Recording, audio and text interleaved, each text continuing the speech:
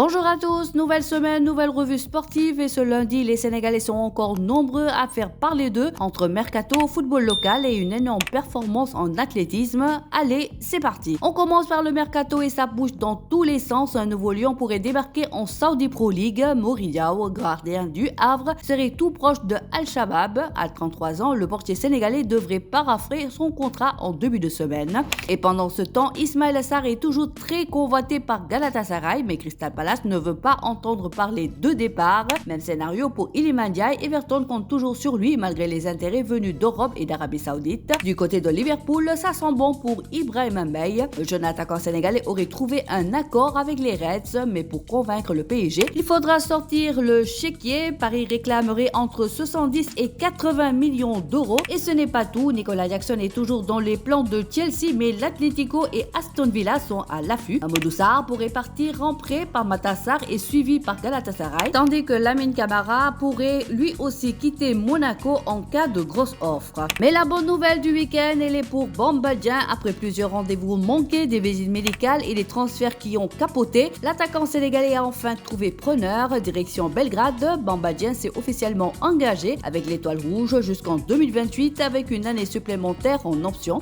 Cette fois, c'est signé.